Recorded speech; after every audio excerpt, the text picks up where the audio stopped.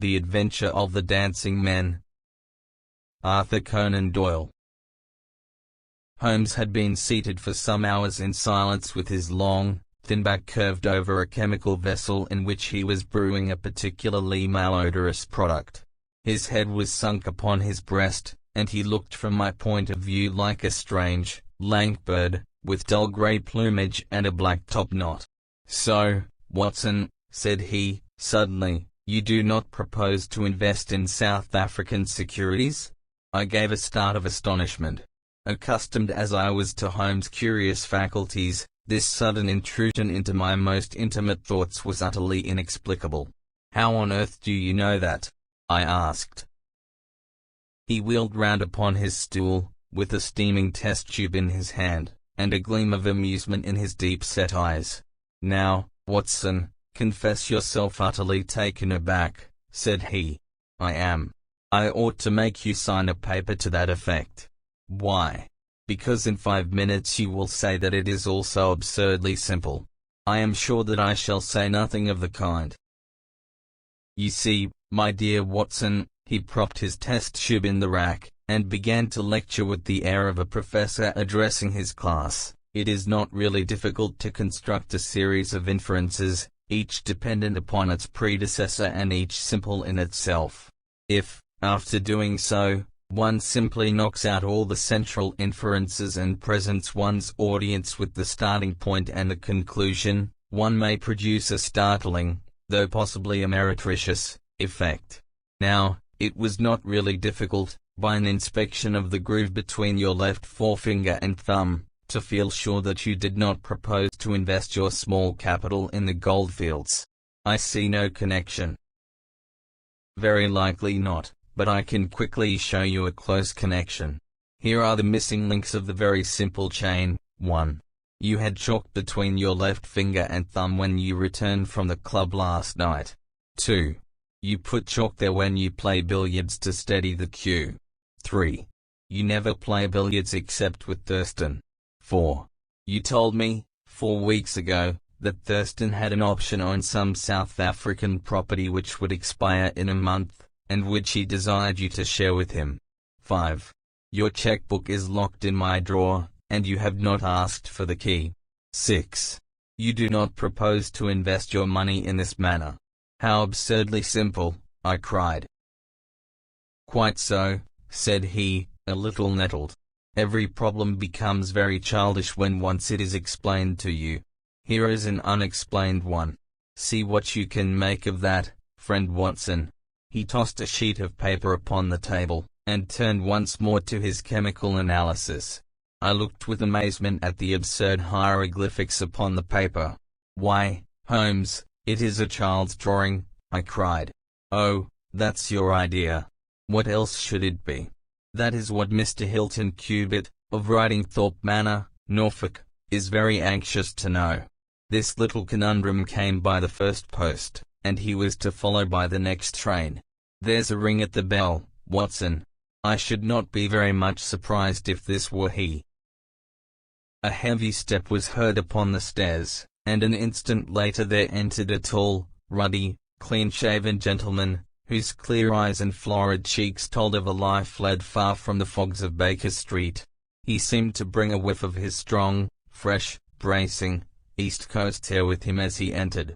Having shaken hands with each of us, He was about to sit down, when his eye rested upon the paper with the curious markings, which I had just examined and left upon the table. "Well, Mr. Holmes, what do you make of these?" he cried. "They told me that you were fond of queer mysteries, and I don't think you can find a queerer one than that. I sent the paper on ahead, so that you might have time to study it before I came." "It is certainly rather a curious production," said Holmes. "At first sight it would appear to be some childish prank. It consists of a number of absurd little figures dancing across the paper upon which they are drawn. Why should you attribute any importance to so grotesque an object?" "I never should, Mr. Holmes. But my wife does. It is frightening her to death. She says nothing, but I can see terror in her eyes. That's why I want to sift the matter to the bottom." Holmes held up the papers so that the sunlight shone full upon it. It was a page torn from a notebook. The markings were done in pencil, and ran in this way. Holmes examined it for some time, and then, folding it carefully up, he placed it in his pocketbook. "This promises to be a most interesting and unusual case," said he. "You gave me a few particulars in your letter, Mr. Hilton Cubitt, but I should be very much obliged if you would kindly go over it all again for the benefit of my friend, Dr. Watson." "I'm not much of a storyteller," said our visitor, nervously clasping and unclasping his great, strong hands. "You'll just ask me anything that I don't make clear. I'll begin at the time of my marriage last year, but I want to say first of all that, though I'm not a rich man, my people have been at Ridingthorpe for a matter of 5 centuries, and there is no better known family in the county of Norfolk. Last year I came up to London for the Jubilee, and I stopped at a boarding house in Russell Square, because Parker, the vicar of our parish, was staying in it. There was an American young lady there, Patrick was the name, Elsie Patrick. In some way we became friends, until before my month was up I was as much in love as man could be. We were quietly married at a registry office, and we returned to Norfolk a wedded couple. You'll think it very mad, Mr. Holmes, that a man of a good old family should marry a wife in this fashion, knowing nothing of her past or of her people, but if you saw her and knew her, it would help you to understand. She was very straight about it, was Elsie. I can't say that she did not give me every chance of getting out of it if I wished to do so. I have had some very disagreeable associations in my life, said she. I wish to forget all about them. I would rather never allude to the past, for it is very painful to me. If you take me, Hilton, you will take a woman who has nothing that she need be personally ashamed of, but you will have to be content with my word for it, and to allow me to be silent as to all that passed up to the time when I became yours. If these conditions are too hard, then go back to Norfolk, and leave me to the lonely life in which you found me. It was only the day before our wedding that she said those very words to me. I told her that I was content to take her on her own terms, and I have been as good as my word. Well, we have been married now for a year, and very happy we have been. But about a month ago, at the end of June, I saw for the first time signs of trouble. One day my wife received a letter from America. I saw the American stamp. She turned deadly white, read the letter, and threw it into the fire.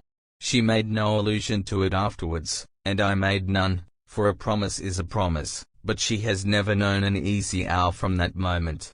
There is always a look of fear upon her face, a look as if she were waiting and expecting. She would do better to trust me. She would find that I was her best friend. But until she speaks, I can say nothing.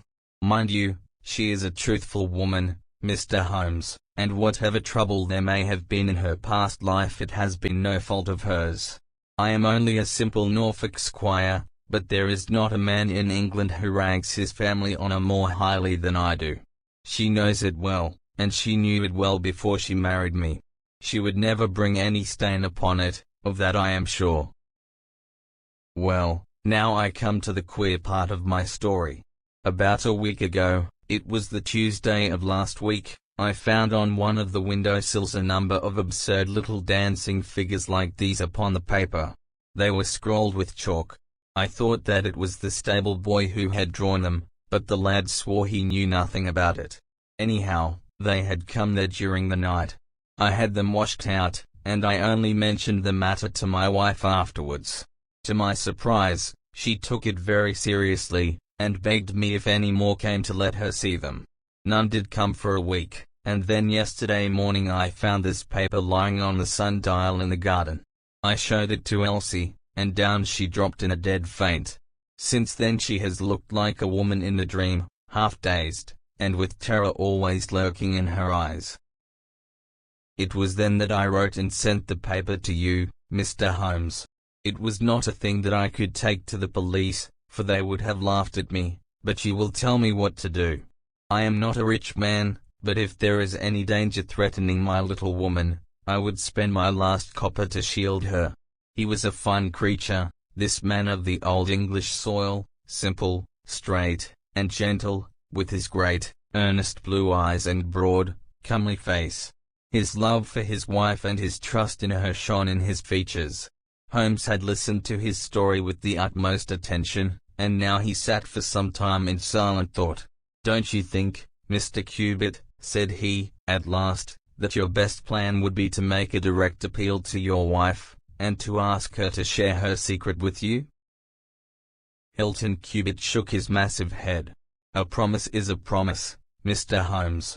If Elsie wished to tell me she would. If not, it is not for me to force her confidence. But I am justified in taking my own line, and I will. Then I will help you with all my heart. In the first place, have you heard of any strangers being seen in your neighborhood?" "No. I presume that it is a very quiet place. Any fresh face would cause comment?" "In the immediate neighborhood, yes. But we have several small watering places not very far away. And the farmers take in lodgers." These hieroglyphics have evidently a meaning.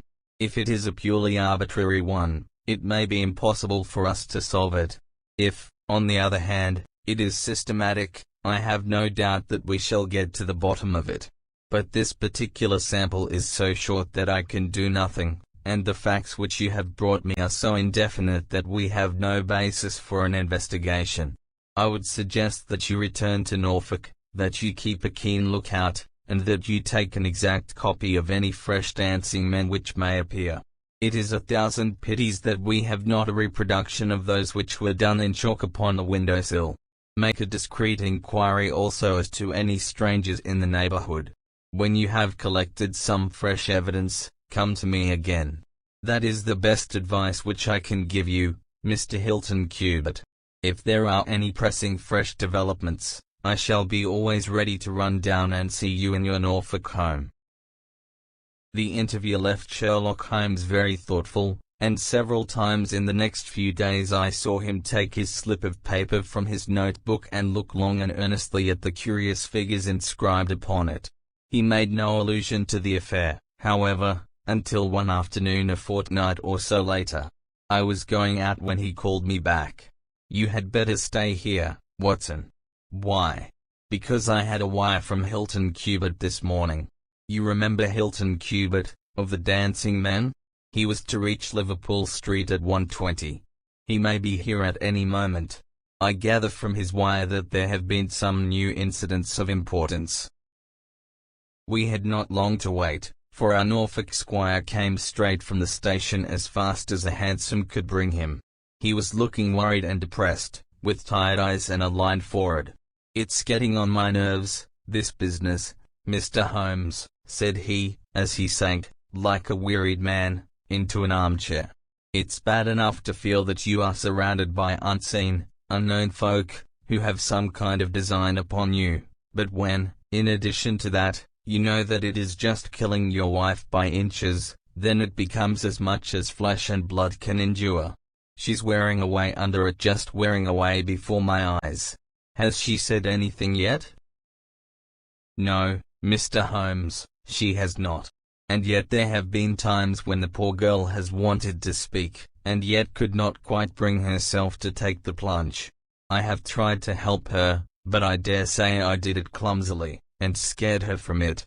She has spoken about my old family, and our reputation in the county, and our pride in our unsullied honor, and I always felt it was leading to the point, but somehow it turned off before we got there. But you have found out something for yourself? A good deal, Mr. Holmes. I have several fresh dancing men pictures for you to examine, and, what is more important, I have seen the fellow. What, the man who draws them? Yes, I saw him at his work. But I will tell you everything in order.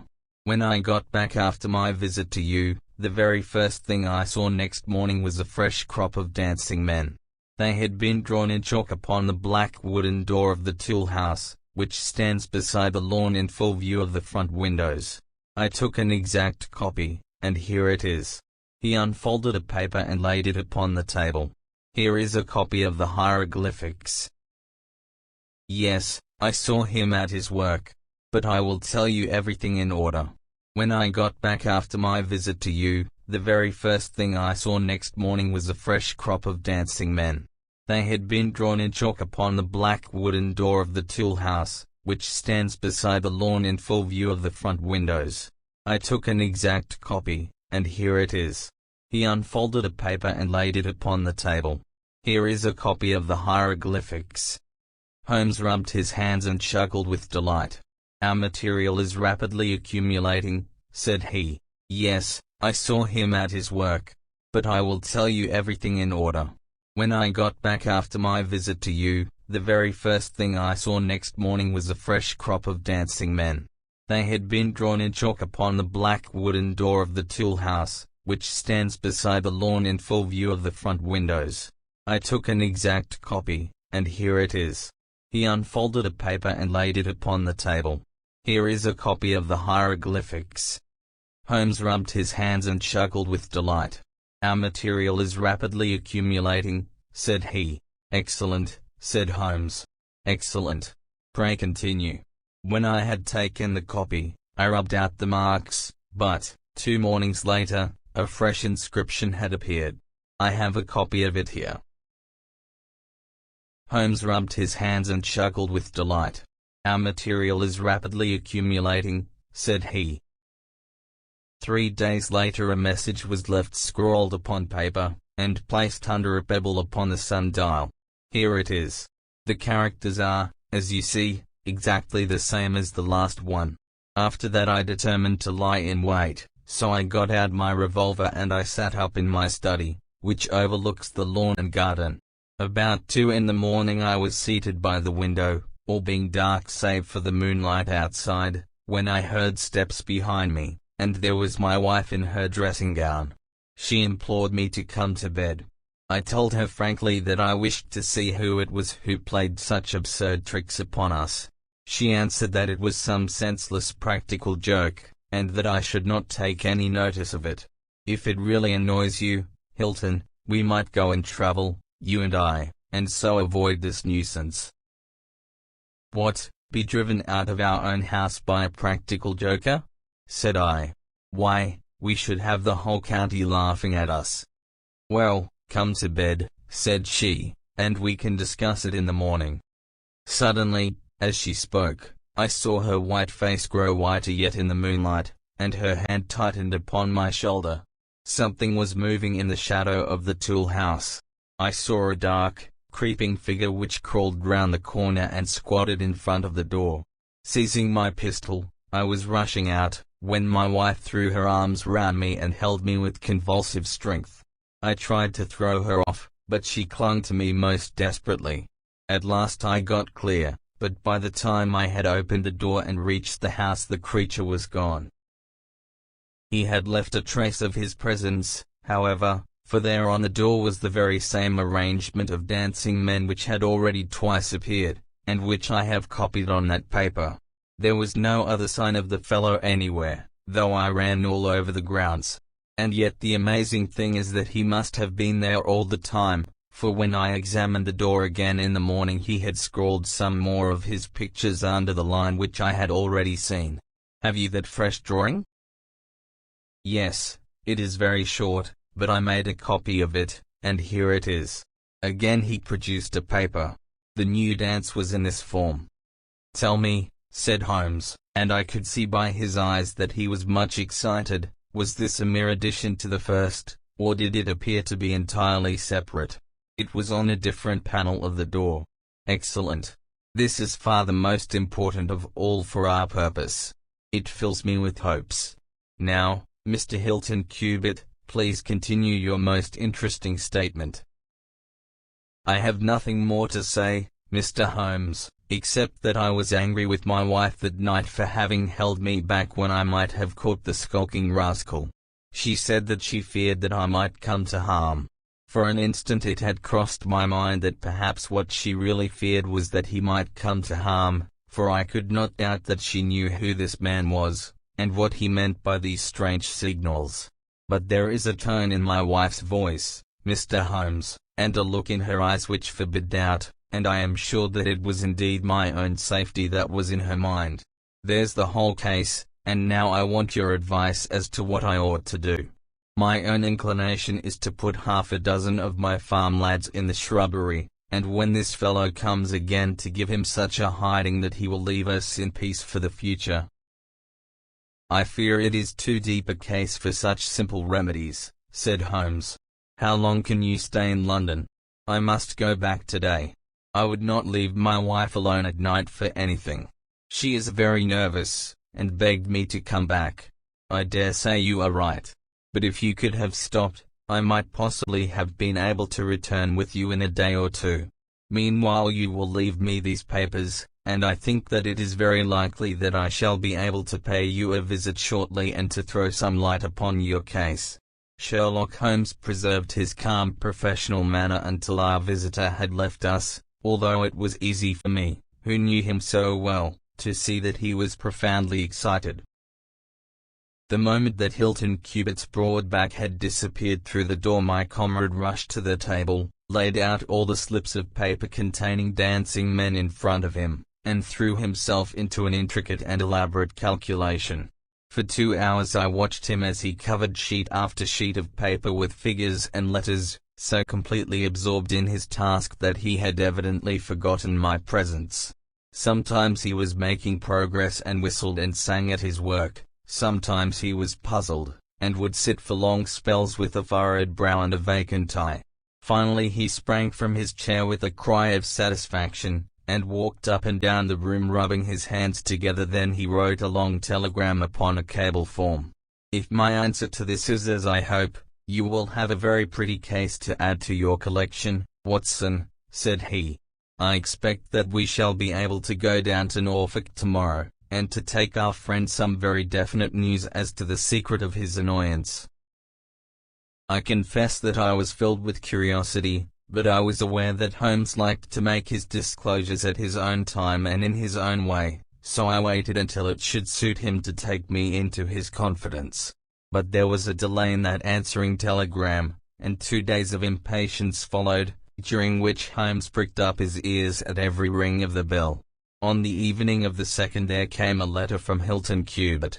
All was quiet with him, save that a long inscription had appeared that morning upon the pedestal of the sundial. He enclosed a copy of it, which is here reproduced. Holmes bent over this grotesque frieze for some minutes, and then suddenly sprang to his feet with an exclamation of surprise and dismay. His face was haggard with anxiety. "We have let this affair go far enough," said he. "Is there a train to North Walsham tonight?" I turned up the timetable. The last had just gone. "Then we shall breakfast early and take the very first in the morning," said Holmes. "Our presence is most urgently needed. Ah, here is our expected cablegram. One moment, Mrs. Hudson, there may be an answer. No, that is quite as I expected. This message makes it even more essential that we should not lose an hour in letting Hilton Cubitt know how matters stand, for it is a singular and a dangerous web in which our simple Norfolk squire is entangled." So, indeed, it proved, and as I come to the dark conclusion of a story which had seemed to me to be only childish and bizarre, I experience once again the dismay and horror with which I was filled. Would that I had some brighter ending to communicate to my readers, but these are the chronicles of fact, and I must follow to their dark crisis the strange chain of events which for some days made Ridingthorpe Manor a household word through the length and breadth of England. We had hardly alighted at North Walsham, and mentioned the name of our destination, when the station master hurried towards us. "I suppose that you are the detectives from London?" said he. A look of annoyance passed over Holmes' face. "What makes you think such a thing?" "Because Inspector Martin from Norwich has just passed through. But maybe you are the surgeons. She's not dead, or wasn't by last accounts. You may be in time to save her yet, though it be for the gallows." Holmes' brow was dark with anxiety. "We are going to Ridingthorpe Manor," said he, "but we have heard nothing of what has passed there." "It's a terrible business," said the station master. "They are shot, both Mr. Hilton Cubitt and his wife. She shot him and then herself, so the servants say. He's dead and her life is despaired of. Dear, dear, one of the oldest families in the county of Norfolk, and one of the most honoured." Without a word Holmes hurried to a carriage, and during the long 7 miles drive he never opened his mouth. Seldom have I seen him so utterly despondent. He had been uneasy during all our journey from town, and I had observed that he had turned over the morning papers with anxious attention, but now this sudden realization of his worst fears left him in a blank melancholy. He leaned back in his seat, lost in gloomy speculation. Yet there was much around to interest us, for we were passing through as singular a countryside as any in England, where a few scattered cottages represented the population of today, while on every hand enormous square-towered churches bristled up from the flat, green landscape and told of the glory and prosperity of old East Anglia. At last the violet rim of the German Ocean appeared over the green edge of the Norfolk coast, and the driver pointed with his whip to 2 old brick and timber gables which projected from a grove of trees. "That's Ridingthorpe Manor," said he. As we drove up to the porticoed front door, I observed in front of it, beside the tennis lawn, the black tool house and the pedestaled sundial with which we had such strange associations. A dapper little man, with a quick, alert manner and a waxed moustache, had just descended from a high dog cart. He introduced himself as Inspector Martin, of the Norfolk Constabulary, and he was considerably astonished when he heard the name of my companion. "Why, Mr. Holmes, the crime was only committed at 3 this morning. How could you hear of it in London and get to the spot as soon as I? I anticipated it. I came in the hope of preventing it." "Then you must have important evidence, of which we are ignorant, for they were said to be a most united couple." "I have only the evidence of the dancing men," said Holmes. "I will explain the matter to you later. Meanwhile, since it is too late to prevent this tragedy, I am very anxious that I should use the knowledge which I possess in order to ensure that justice be done. Will you associate me in your investigation, or will you prefer that I should act independently?" "I should be proud to feel that we were acting together, Mr. Holmes," said the inspector, earnestly. "In that case I should be glad to hear the evidence and to examine the premises without an instant of unnecessary delay." Inspector Martin had the good sense to allow my friend to do things in his own fashion, and contented himself with carefully noting the results. The local surgeon, an old, white-haired man, had just come down from Mrs. Hilton Cubitt's room, and he reported that her injuries were serious, but not necessarily fatal. The bullet had passed through the front of her brain, and it would probably be some time before she could regain consciousness.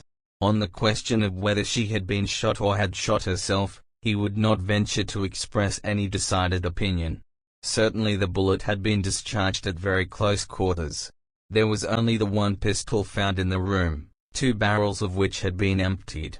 Mr. Hilton Cubitt had been shot through the heart.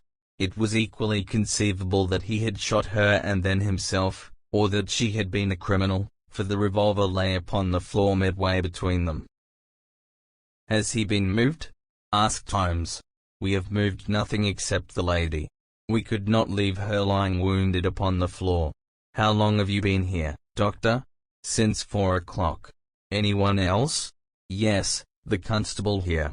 And you have touched nothing? Nothing. You have acted with great discretion. Who sent for you? The housemaid, Saunders. Was it she who gave the alarm? She and Mrs. King, the cook. Where are they now? In the kitchen, I believe. Then I think we had better hear their story at once. The old hall, oak-panelled and high-windowed, had been turned into a court of investigation. Holmes sat in a great, old-fashioned chair, his inexorable eyes gleaming out of his haggard face. I could read in them a set purpose to devote his life to this quest until the client whom he had failed to save should at last be avenged. The trim Inspector Martin, the old, grey-headed country doctor, myself, and a stolid village policeman made up the rest of that strange company. The two women told their story clearly enough. They had been aroused from their sleep by the sound of an explosion, which had been followed a minute later by a second one. They slept in adjoining rooms, and Mrs. King had rushed into Saunders. Together they had descended the stairs. The door of the study was open, and a candle was burning upon the table. Their master lay upon his face in the center of the room. He was quite dead. Near the window his wife was crouching, her head leaning against the wall. She was horribly wounded, and the side of her face was red with blood. She breathed heavily, but was incapable of saying anything. The passage, as well as the room, was full of smoke and the smell of powder. The window was certainly shut and fastened upon the inside. Both women were positive upon the point. They had at once sent for the doctor and for the constable. Then, with the aid of the groom and the stable boy, they had conveyed their injured mistress to her room. Both she and her husband had occupied the bed. She was clad in her dress, he in his dressing gown, over his night clothes. Nothing had been moved in the study. So far as they knew, there had never been any quarrel between husband and wife. They had always looked upon them as a very united couple. These were the main points of the servants' evidence. In answer to Inspector Martin, they were clear that every door was fastened upon the inside, and that no one could have escaped from the house. In answer to Holmes, they both remembered that they were conscious of the smell of powder from the moment that they ran out of their rooms upon the top floor. I commend that fact very carefully to your attention, said Holmes to his professional colleague. And now I think that we are in a position to undertake a thorough examination of the room. The study proved to be a small chamber, lined on three sides with books, and with a writing table facing an ordinary window, which looked out upon the garden. Our first attention was given to the body of the unfortunate squire, whose huge frame lay stretched across the room. His disordered dress showed that he had been hastily aroused from sleep. The bullet had been fired at him from the front, and had remained in his body after penetrating the heart. His death had certainly been instantaneous and painless. There was no powder marking either upon his dressing gown or on his hands. According to the country surgeon, the lady had stains upon her face, but none upon her hand. The absence of the latter means nothing, though its presence may mean everything, said Holmes. Unless the powder from a badly fitting cartridge happens to spurt backwards, one may fire many shots without leaving a sign. I would suggest that Mr. Cubitt's body may now be removed. I suppose, Doctor, you have not recovered the bullet which wounded the lady? A serious operation will be necessary before that can be done. But there are still 4 cartridges in the revolver. 2 have been fired and 2 wounds inflicted, so that each bullet can be accounted for. So it would seem, said Holmes. Perhaps you can account also for the bullet which has so obviously struck the edge of the window? He had turned suddenly, and his long, thin finger was pointing to a hole which had been drilled right through the lower window sash, about an inch above the bottom. By George, cried the inspector. However did you see that? Because I looked for it. Wonderful, said the country doctor. You are certainly right, sir. Then a third shot has been fired, and therefore a third person must have been present. But who could that have been, and how could he have got away? That is the problem which we are now about to solve, said Sherlock Holmes. You remember, Inspector Martin, When the servants said that on leaving their room they were at once conscious of a smell of powder, I remarked that the point was an extremely important one. Yes, sir, but I confess I did not quite follow you. It suggested that at the time of the firing, the window as well as the door of the room had been open. Otherwise the fumes of powder could not have been blown so rapidly through the house. A draught in the room was necessary for that. Both door and window were only opened for a very short time, however. How do you prove that? Because the candle was not gutted. Capital, cried the inspector. Capital. Feeling sure that the window had been open at the time of the tragedy, I conceived that there might have been a third person in the affair, who stood outside this opening and fired through it. Any shot directed at this person might hit the sash. I looked, and there, sure enough, was the bullet mark. But how came the window to be shut and fastened? The woman's first instinct would be to shut and fasten the window. But, halloa! What is this? It was a lady's handbag which stood upon the study table, a trim little handbag of crocodile skin and silver. Holmes opened it and turned the contents out.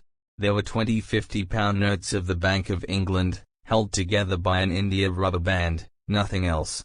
This must be preserved, for it will figure in the trial, said Holmes, as he handed the bag with its contents to the inspector. It is now necessary that we should try to throw some light upon this third bullet, which has clearly, from the splintering of the wood, been fired from inside the room. I should like to see Mrs. King, the cook, again. You said, Mrs. King, that you were awakened by a loud explosion. When you said that, did you mean that it seemed to you to be louder than the second one? Well, sir, it wakened me from my sleep, and so it is hard to judge. But it did seem very loud.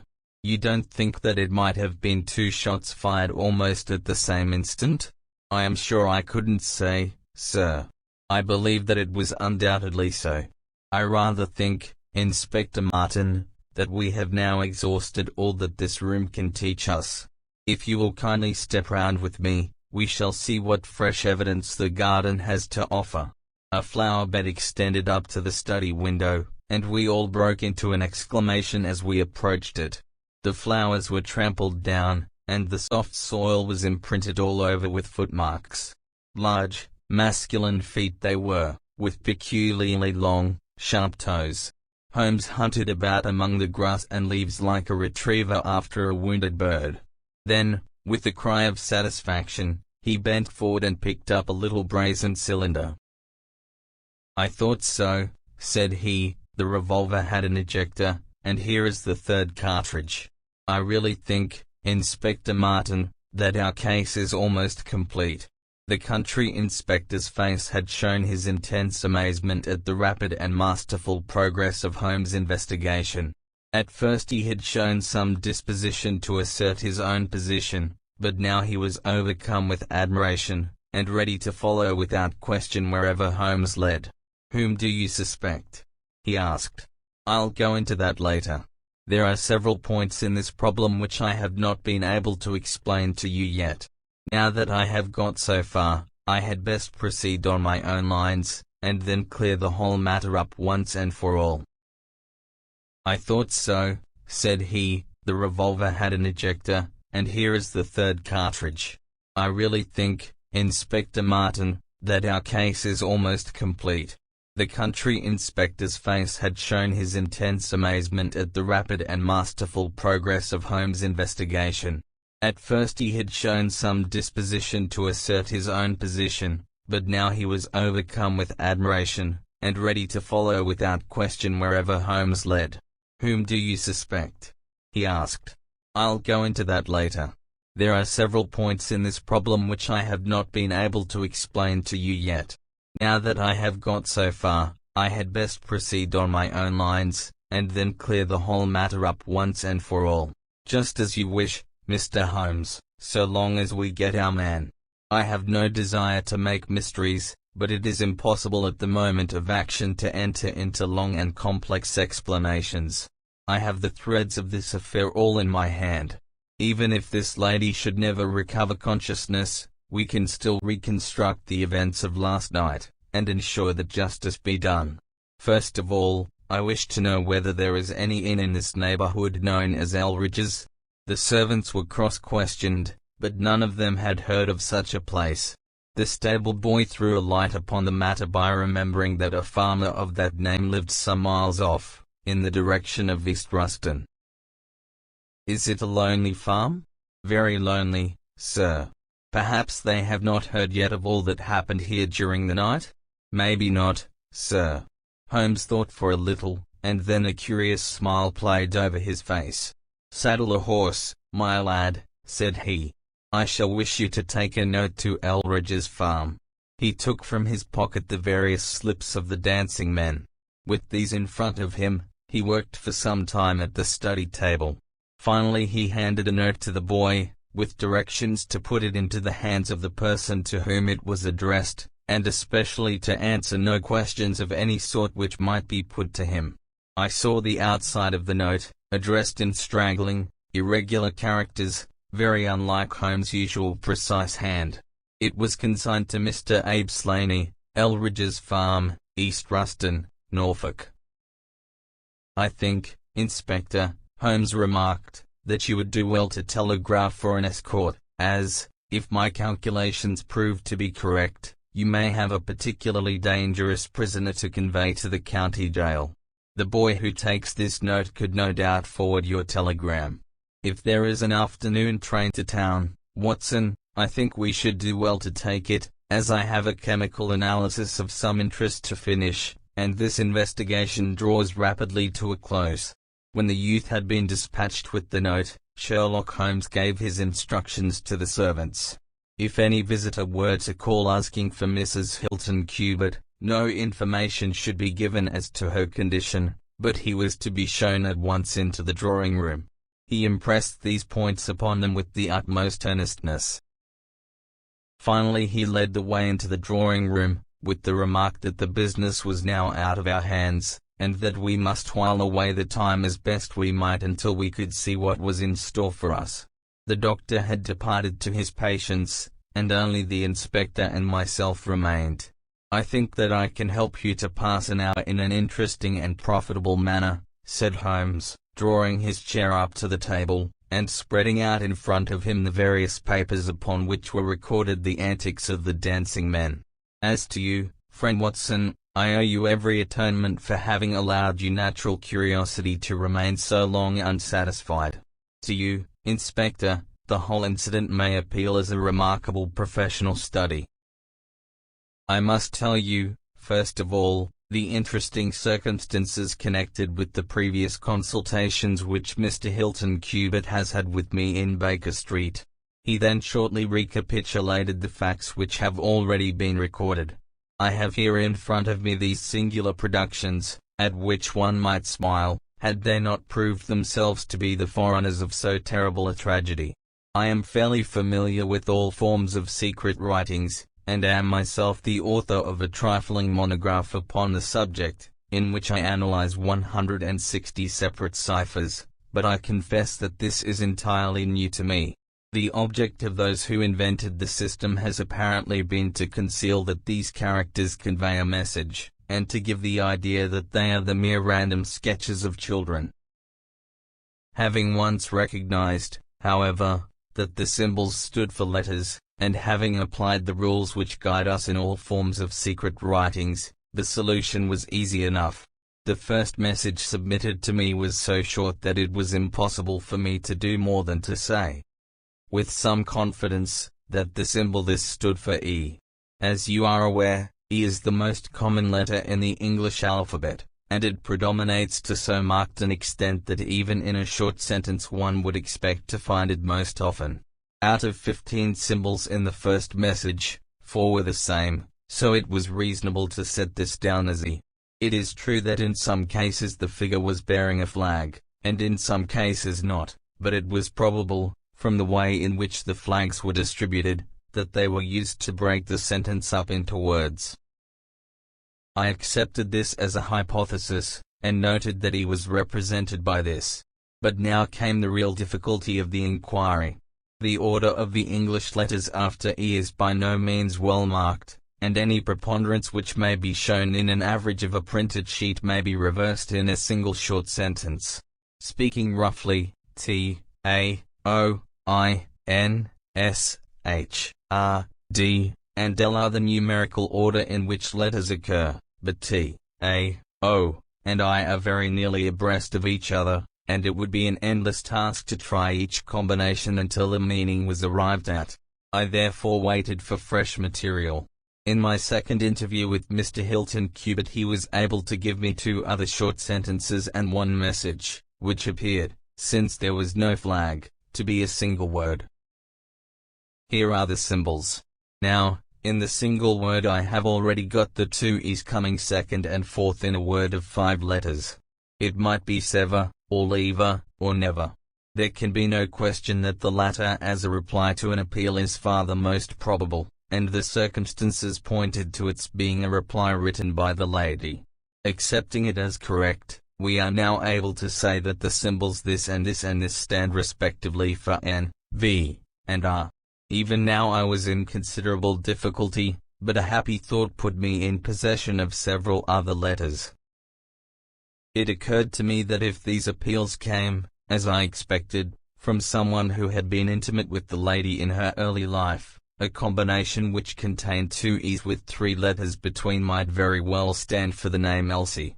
On examination I found that such a combination formed the termination of the message, which was 3 times repeated. It was certainly some appeal to Elsie. In this way I had got my L, S, and I, but what appeal could it be? There were only 4 letters in the word which preceded Elsie, and it ended in E. Surely the word must be come. I tried all other 4 letters ending in E, but could find none to fit the case. So now I was in possession of C, O, and M, and I was in a position to attack the first message once more, dividing it into words and putting dots for each symbol which was still unknown. So treated, it worked out in this fashion. M. Air, ESL.NE. Now the first letter can only be A, which is a most useful discovery, since it occurs no fewer than 3 times in this short sentence, and the H is also apparent in the second word. Now it becomes AM here AE slain, or, filling in the obvious vacancies in the name. AM here Abe Slaney. I had so many letters now that I could proceed with considerable confidence to the second message, which worked out in this fashion. ALRE.S. Here I could only make sense by putting T and G for the missing letters, and supposing that the name was that of some house or inn at which the writer was staying. Inspector Martin and I had listened with the utmost interest to the full and clear account of how my friend had produced results which had led to so complete a command over our difficulties. "What did you do then, sir?" asked the inspector. I had every reason to suppose that this Abe Slaney was an American, since Abe is an American contraction, and since the letter from America had been the starting point of all the trouble. I had also every cause to think that there was some criminal secret in the matter. The lady's allusions to her past, and her refusal to take her husband into her confidence, both pointed in that direction. I therefore cabled to my friend, Wilson Hargreave, of the New York Police Bureau, who has more than once made use of my knowledge of London crime. I asked him whether the name of Abe Slaney was known to him. Here is his reply: "The most dangerous crook in Chicago." On the very evening upon which I had his answer, Hilton Cubitt sent me the last message from Slaney. Working with known letters, it took this form: Elsie. Re.Artemid Thy Go.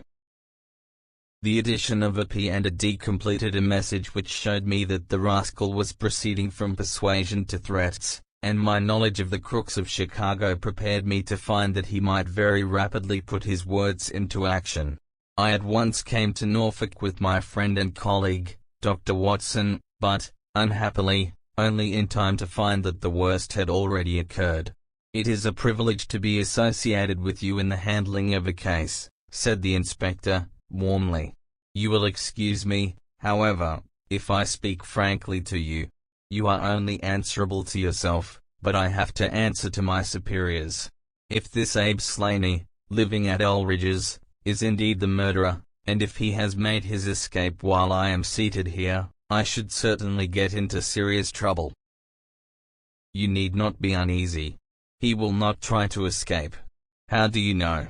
To fly would be a confession of guilt. Then let us go to arrest him. I expect him here every instant. But why should he come? Because I have written and asked him. But this is incredible, Mr. Holmes. Why should he come because you have asked him? Would not such a request rather rouse his suspicions and cause him to fly? I think I have known how to frame the letter, said Sherlock Holmes. In fact, if I am not very much mistaken, here is the gentleman himself coming up the drive. A man was striding up the path which led to the door. He was a tall, handsome, swarthy fellow, clad in a suit of grey flannel, with a Panama hat, a bristling black beard, and a great, aggressive hooked nose, and flourishing a cane as he walked. He swaggered up the path as if the place belonged to him, and we heard his loud, confident peal at the bell. I think, gentlemen, said Holmes, quietly, that we had best take up our position behind the door. Every precaution is necessary when dealing with such a fellow. You will need your handcuffs, Inspector. You can leave the talking to me. We waited in silence for a minute, one of those minutes which one can never forget. Then the door opened and a man stepped in. In an instant Holmes clapped a pistol to his head, and Martin slipped the handcuffs over his wrists. It was all done so swiftly and deftly that the fellow was helpless before he knew that he was attacked. He glared from one to the other of us with a pair of blazing black eyes. Then he burst into a bitter laugh. Well, gentlemen, you have the drop on me this time. I seem to have knocked up against something hard. But I came here in answer to a letter from Mrs. Hilton Cubitt. Don't tell me that she is in this? Don't tell me that she helped to set a trap for me? Mrs. Hilton Cubitt was seriously injured, and is at death's door. The man gave a hoarse cry of grief, which rang through the house. You're crazy, he cried, fiercely. It was he that was hurt, not she. Who would have hurt little Elsie? I may have threatened her, God forgive me. But I would not have touched a hair of her pretty head. Take it back, you. Say that she is not hurt. She was found, badly wounded, by the side of her dead husband. He sank with a deep groan onto the settee, and buried his face in his manacled hands. For 5 minutes he was silent. Then he raised his face once more, and spoke with the cold composure of despair. I have nothing to hide from you, gentlemen, said he.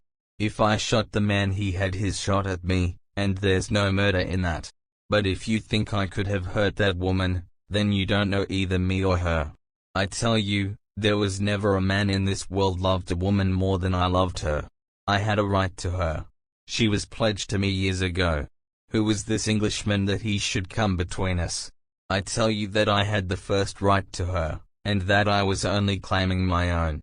She broke away from your influence when she found the man that you are, said Holmes, sternly. She fled from America to avoid you, and she married an honorable gentleman in England.